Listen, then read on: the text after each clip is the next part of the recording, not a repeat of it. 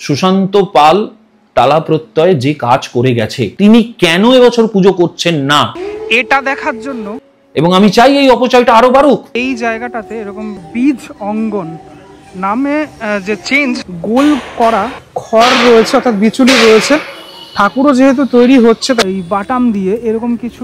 একজনের কাজ করা বা না করা একটা বিরাট ক্ষেত্রের আবার অনেকটা কিন্তু ছোট, এবং আলটিমেটলি এই অপচয়টা কি? এবছর টালা প্রত্যয় কাজ করতে চলেছে যেটা দৈনন্দিন জীবন আমাদের প্রত্যেকের সাথে জড়িত, খাবার, ফুড। টালা প্রত্যয়ের শতবর্ষ, এক আবেগের শতবর্ষ। পরপর বিগত কয়েক বছর ধরে আমি আপনাদেরকে কলকাতার দুর্গাপুজোর প্রস্তুতি, অর্থাৎ দুর্গাপুজোর আগে দুর্গাপুজোর মণ্ডপগুলো কত দূর এগালো, কে কাজ করছেন, কাজ সম্পর্কে খানিকটা বিশ্লেষণ এগুলো দিয়ে আসছি, আপনারা দেখে আসছেন সেটা। এবছরও আপনারা অনেক কমেন্ট করেছেন যে কবে থেকে আমি দুর্গাপুজোর প্রিপারেশন শুরু করছি, অর্থাৎ প্রস্তুতির ভিডিওগুলো শুরু করছি। অবশেষে শুরু করলাম দুর্গাপুজোর প্রস্তুতির ভিডিও। কলকাতার একটি বড় ক্লাব, আমি যার সামনে দাঁড়িয়ে রয়েছি, টালা প্রত্যয় শতবর্ষে এবছর। তো শতবর্ষে টালা প্রত্যয় কত দূর এগালো সেটা আপনাদেরকে এই ভিডিওর মাধ্যমে কিছুটা হলেও আন্দাজ দিতে পারবো। এটা হলো টালা প্রত্যয়ের এক্সিট গেটটা বলা যেতে পারে, মানে এখান থেকে আমরা এক্সিটটা করে যাই। আর এই টোটাল যে মণ্ডপ সেটা অনেকাংশেই এগিয়ে গেছে, যেটা আমি পিছনের দিক থেকেও দেখাবো আপনাদেরকে। আর আপনাদেরকে জানিয়ে রাখি এই টোটাল জায়গাটা কিন্তু ফটোগ্রাফি রেস্ট্রিক্টেড এই মুহূর্তে, তার কারণ মানে পুরো মণ্ডপ তৈরি হওয়ার আগে থেকে দেখার থেকে পরে দেখার যে অনুভূতিটা সেটা একদম অন্যরকম। সেটা দেখার জন্যই আমরা থাকবো আর কি, পুরো মানে কতটুকু মণ্ডপ তৈরি হলো এই যে কৌতূহল, সে কৌতূহল দেখার জন্যই থাকবো।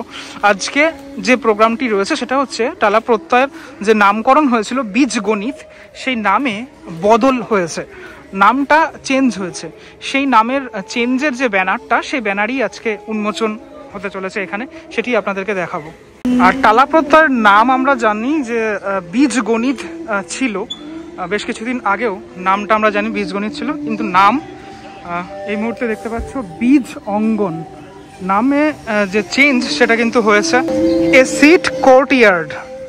নামকরণে বাংলার রূপকল্প রচয়িতা মাননীয় মুখ্যমন্ত্রী মমতা বন্দ্যোপাধ্যায় ভাবনা ও বিন্যাসে ভবতোষিত, আমরা সকলেই জানি সে ব্যাপারটা। একদম মণ্ডপের ভিতরের অংশটাতে এই যে প্যান্ডেল করা তো অনেকাংশে রেডি হয়ে গেছেই, আমি যেটা দেখাচ্ছিলাম তোমাদেরকে, এদিক থেকেই এন্ট্রিটা হয়ে থাকে এই দিক থেকে। যেদিনকারে সবুজ সংকল্প অনুষ্ঠানটা হয়েছিল আমি এসেছিলাম, সেই যে ব্যানারটা সেটা এখনো এখানে রয়ে গেছে।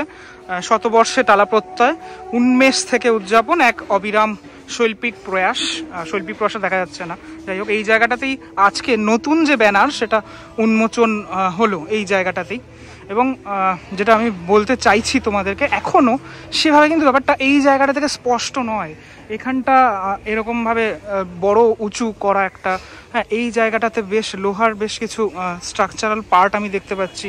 এখনও কিন্তু বিষয়টা আমার কাছে অস্পষ্ট, সেটা তো আগামী দিনে প্রকাশ পাবে পুরোপুরি। আমরা জানি যে তার আগে প্রকাশ করে না টালা প্রত্যয়। আমরা যখন পুজোর সময় আসি তখন এই দিকটা থেকে এন্ট্রিটা করি আমরা, লাস্ট ইয়ারও এখান থেকেই এন্ট্রিটা করে এই জায়গাটা থেকে পুরোপুরি উপরের অংশটাতে উঠেছিলাম আমরা।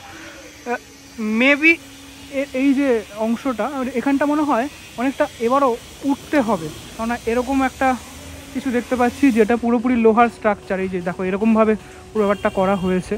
বীজগণিত থেকে বীজ অঙ্গন, অর্থাৎ এই টোটাল অঙ্গনটাই বীজের। আমি কয়েকদিন আগেই একটি ভিডিওতে তোমাদেরকে বলেছিলাম যে টালা প্রত্যয় এবছর যে প্রয়াসটি হচ্ছে সেটি দুর্দান্ত একটি প্রয়াস, কেননা 100 বছর স্বাভাবিক ব্যাপার, 100 বছরে এই ব্যাপারটা তো থাকাটাই স্বাভাবিক।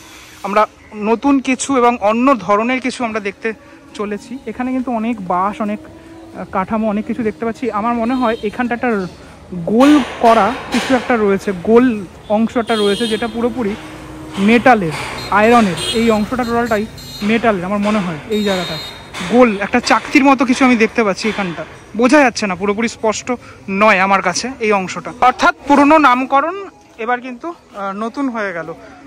মণ্ডপের ভিতরের অংশটাতে এরকম টিন, তারপরে বাকি যে এরকম লোহার ব্যাপারগুলো, এগুলোকে ধীরে ধীরে ভিতরের অংশটাতে নিয়ে যাওয়া হবে। আচ্ছা আমি এখান থেকে একটু দেখানোর চেষ্টা করি। এই জায়গাটাতে এরকম ছাউনি মতো পুরোপুরি লোহার ব্যাপারটা সেটা করা হয়েছে, হ্যাঁ আবার ওপরে কিন্তু এরকম প্লাস্টিক দিয়ে ঢাকা, কেননা আমরা জানি যে কলকাতায় অনেক বৃষ্টি হচ্ছে, সেই কারণটার জন্যই এই যে ব্যাপারটা মানে ছাউনিটা সেটা দেওয়া রয়েছে। কিন্তু আমি এটা দেখার জন্য খুব আগ্রহী থাকলাম, এই যে একটা বিরাট আকারের যে লোহার ব্যাপারটা, এবং শিল্পী ভবতোষ সুতার মহাশয় তার যে কাজ, তার কাজে আমরা জানি যে লাইভ পারফরমেন্স সেটা থেকে থাকে, এবার থাকছে নাকি 100 বছরে, সেটাও দেখার অপেক্ষা। বীজ অঙ্গন, ওপরে লেখা রয়েছে টালাপ্রত্যয়.com ওদের ওয়েবসাইটের নাম, এবং লেখা রয়েছে সবুজ রবে বাংলা।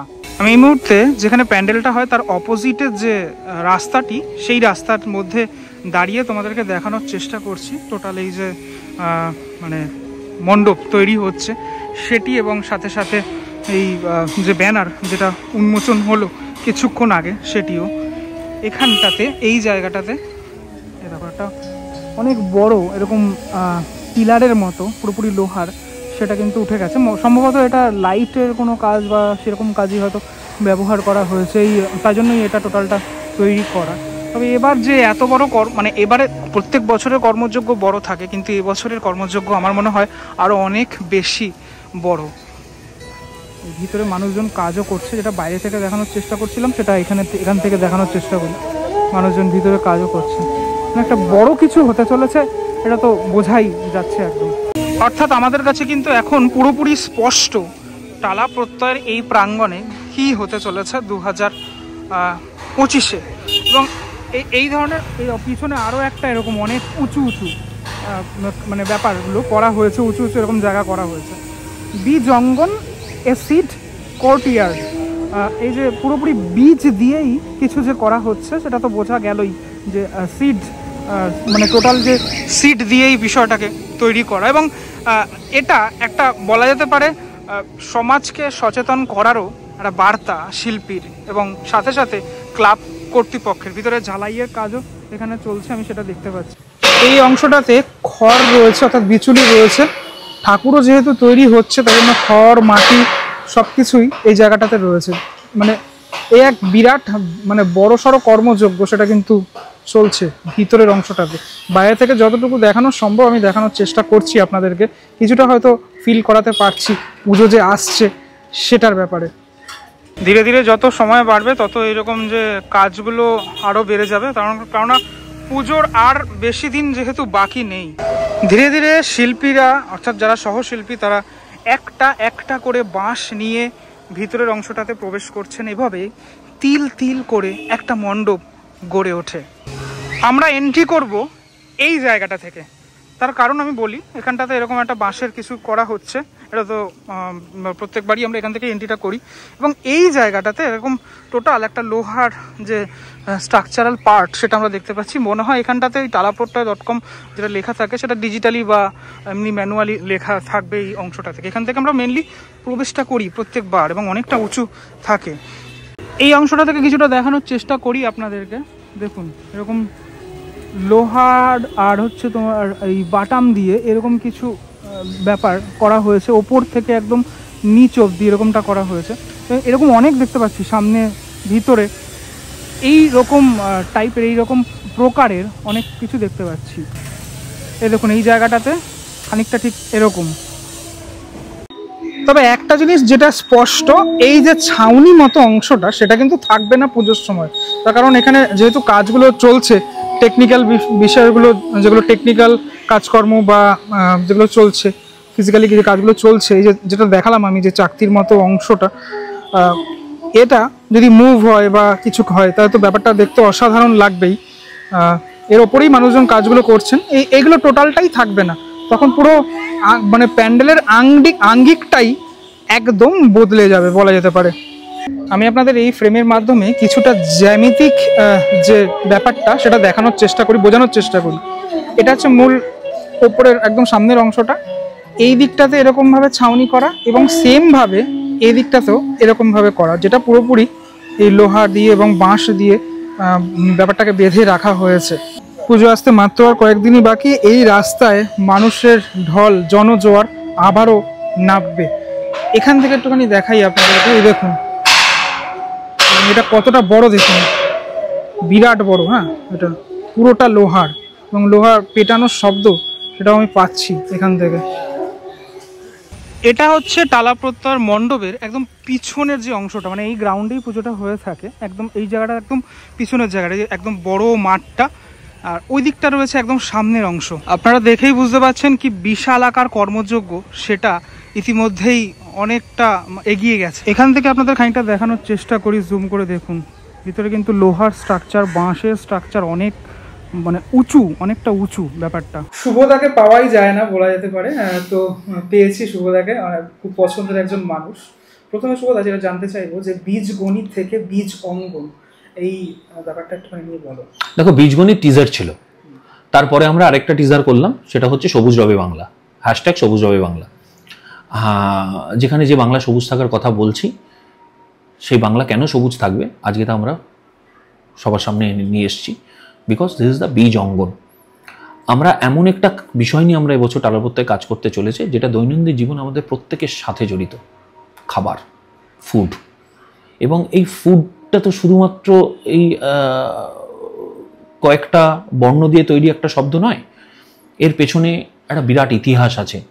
বীজ একটা বিরাট ইতিহাসকে বহন করে চলেছে আমাদের মধ্যে, এবং টালা প্রত্যয় 100 বছরে ওই বহনের কাহিনী থাকবে, যেটা আমাদের জার্নিটাকেও সামহাও কোথাও রেপ্লিকেট করবে। সবুজ সংকল্প অনুষ্ঠানে আমি উপস্থিত ছিলাম, সেখানে কিছুটা আমি আন্দাজ করতে পেরেছি বা কিছু দেখেছি, যতটুকু আমি বুঝেছি। সেখানে মৌমাছি নিয়ে একটা গল্প, বীজ নিয়ে একটা গল্প, এটা নিয়ে হয়েছে। মণ্ডপের ভিতরের অংশটা বা ইন্টেরিয়র বা এক্সটেরিয়র এখনো তো কিছু বোঝা যাচ্ছে না, কিছুটা যদি আমাদের দর্শকদের বলা সম্ভব হয়ে থাকে। যে আমরা এখনো কিছুটা বুঝতে পারছি না, আমরা বুঝতে পারছি না। ভবত সুতার পূর্ণ আস্থা, আমরা যারা দুর্গাপুজো করি, আমরা যারা দুর্গাপুজো ভালোবাসি, যারা দুর্গাপুজোকে আজকে এই শিল্পের নিরিখে নিয়ে গেছে, তাদের মধ্যে একজন অগ্রগণ্য শিল্পী, বা আমরা বলতে পারি যারা যারা এই রেভলিউশনটা এনেছে কলকাতার দুর্গাপুজোতে, তাদের মধ্যে the biggest character, one of the biggest character is the Bhabat Sutar. ভবদা যেভাবে এবছরে কাজ করছে এখানে, এবং যে একাগ্রতার সাথে করছে, ভবত সুতারের সাথে আমার আগে কখনো কাজ করা হয়নি। This is the first time আমি কাজের নিরিখে ভবত সুতারকে দেখছি। আমি যতটা দেখছি ততটা অভিভূত হচ্ছি। টালা প্রত্যয় ভবত সুতার প্রথমবার কাজ করছে, কিন্তু ভবত সুতার তো আমার কাছে প্রথমবারের জানা কোনো ব্যক্তি নয়। ভবত সুতার কি ভাবে, একটা তার জীবন দর্শনটা কি, এই সমস্ত কিছু তো তার ইয়ের মধ্যে রয়েছে, সেটা তো আমরা জানতাম। কিন্তু একটা কাজ যখন হয়, একটা কাজের নিরিখে যখন একটা মাঠে কাঁধে কাঁধ দিয়ে দাঁড়িয়ে থাকা হয়, তখন একটা মানুষের না তার মননে কি চলছে এবং সেটা কি প্রস্ফুটিত হতে পারে, এই আদান প্রদানটা ভীষণভাবে জরুরি। আমার এখানে তো গত 6 বছর ধরে শিল্পী সুশান্ত পাল কাজ করে গেছে। তো সুশান্ত দার সাথে যখন আমরা কাজ করেছি, আমরা কি শুধু একটা আর্টিস্টের সাথে শুধুমাত্র একটা পুজো ইনস্টলেশন করেছি? সুশান্ত পালের মতন একটা বিদগ্ধ মানুষ, তার মননের দিক দিয়ে কি ভাবেন, তার মননের দিকে তিনি কি করেন, সেইটা যদি আমি নিংড়ে না নিতে পারতাম, তাহলে এই 6 বছরে আমার তাকে দিয়ে শুধুমাত্র পুজো করাটা ব্যর্থ হতো। আজকে আমি যেভাবে পুজোকে দেখতে পাই, আজকে আমি আমার নিজের জীবনের ক্ষেত্রে যে সরলাকৃত আকারটা দেখতে পাই, তার একটা বড় অবদান সুশান্ত পালের সাথে 6 বছর পুজো করা। সুশান্ত দার সাথে অনেকে একটা খুব বাজে বার্তা দিচ্ছে যে টালা প্রত্যয়ের সাথে সুশান্ত দা কোথাও একটা বনিবনা নেই বা কথা হচ্ছে না।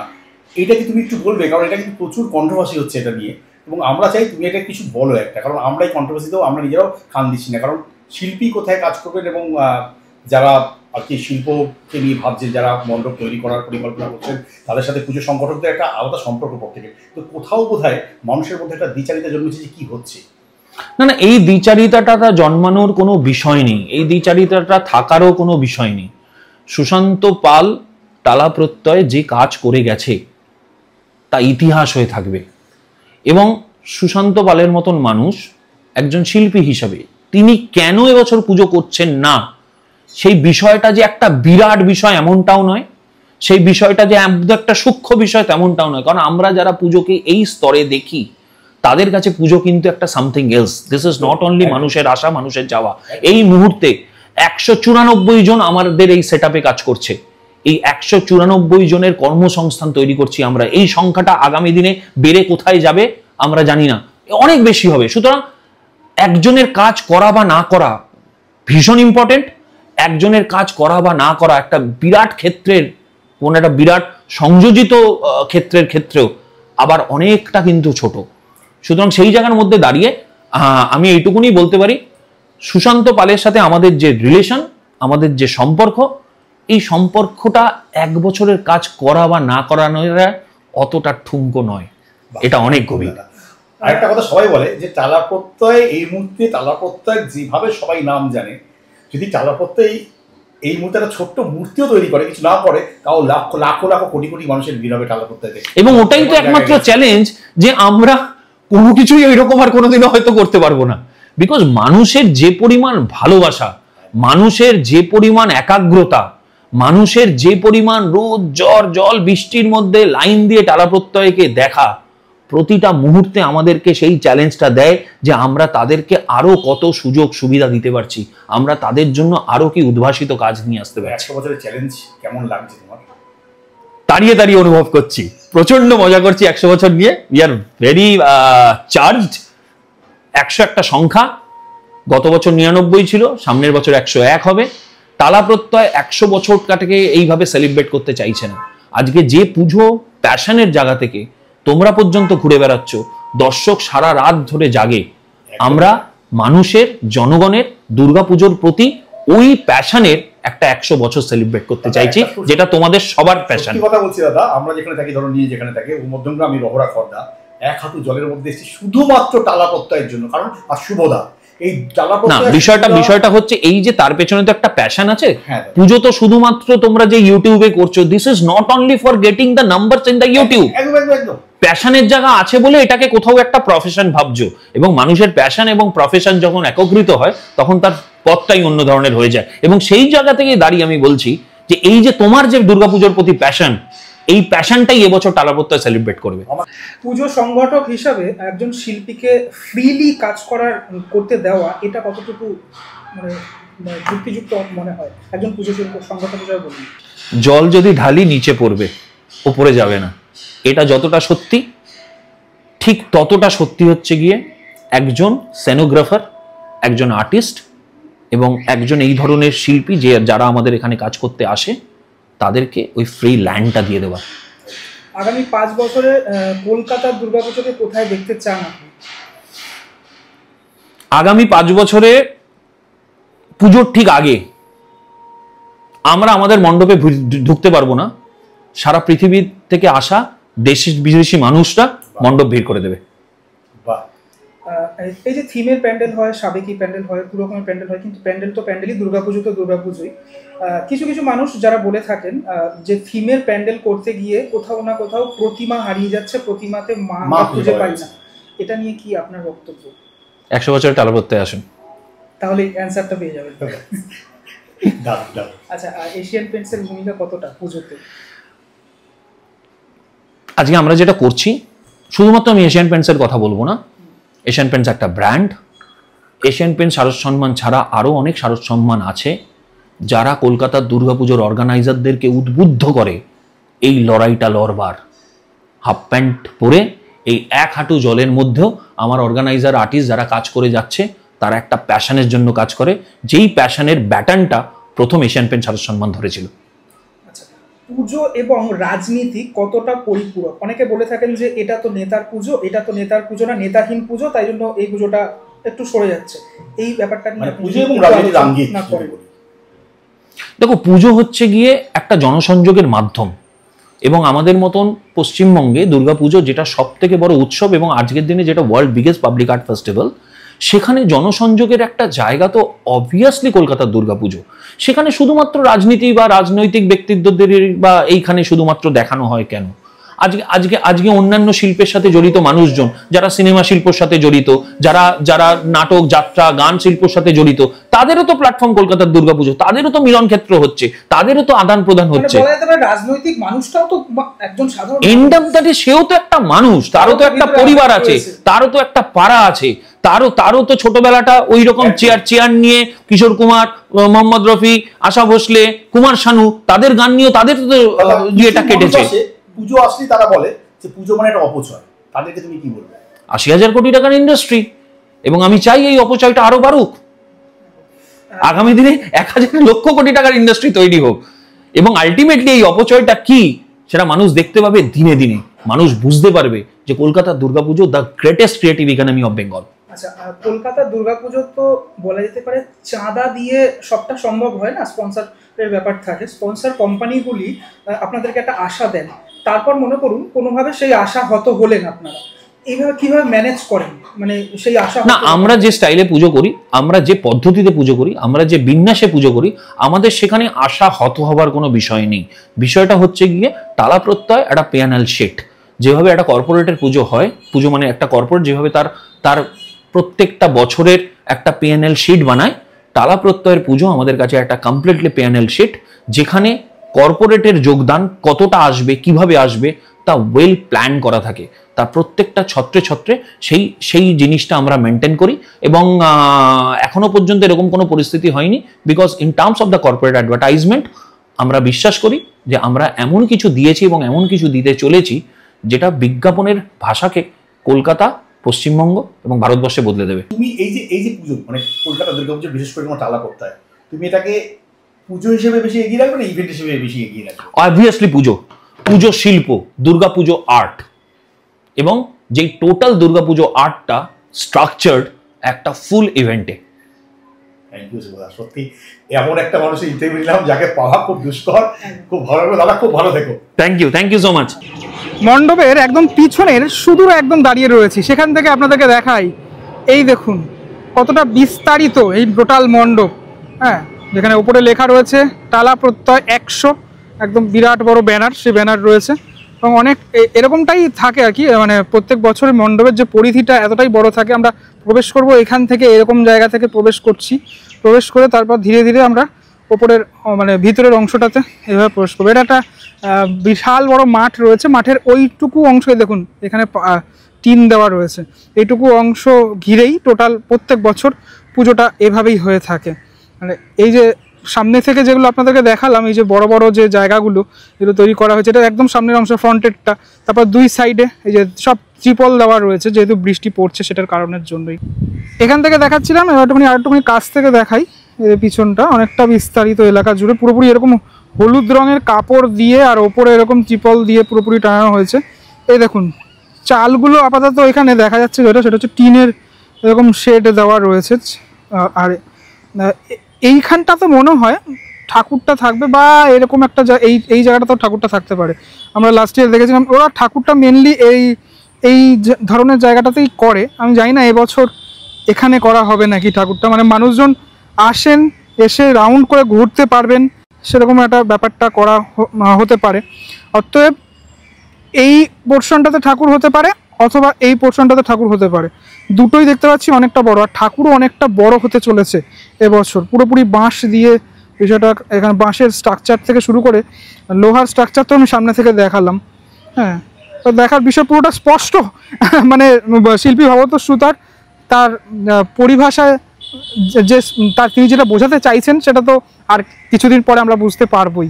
আপনাদের সকলের পছন্দের পুজো টালা প্রত্যয় 100 বছরের পদার্পণ, সেটারই প্রিপারেশন, অর্থাৎ একদম পুজোর আগে কতটুকু প্রস্তুত সেটা বাইরে থেকে কিছুটা খানিকটা দেখানোর চেষ্টা করলাম। এবং ক্লাবের মানে যাকে ছাড়া পুজো বলা যেতে পারে অসম্ভব, শিল্পীকে ছাড়া তো অসম্ভব, কিন্তু ক্লাবের সংগঠক, তার সাথেও কথা বললাম। শুভদা, আপনারা শুনলেন যে কি কি প্ল্যান রয়েছে এবং পুজো এখন কতটা এগিয়ে গেছে। মানে আগামী বছরগুলোতে, আগামী 5 বছরে দুর্গাপুজোর পরিধিটা কতটুকু এগাবে আরও, সেটা খানিকটা তিনিও ব্যক্ত করলেন। আমার মনে হয় যে এই ব্যাপারটা আপনাদের খুব ভালো লেগেছে। যদি ভালো লেগে থাকে তাহলে অবশ্যই আমার সাথে জুড়ে থাকবেন। কলকাতা সহ জেলার এমনকি গ্রামের দুর্গাপুজো আমি আপনাদেরকে দেখাতে চলেছি 2025-এ। হ্যাঁ, পুজোর ঠিক আগে এইগুলো মানে একদম অনেকটা আগে আমি দেখানো আমার ঠিক পছন্দ না, কেননা কিছুই হয় না তখন।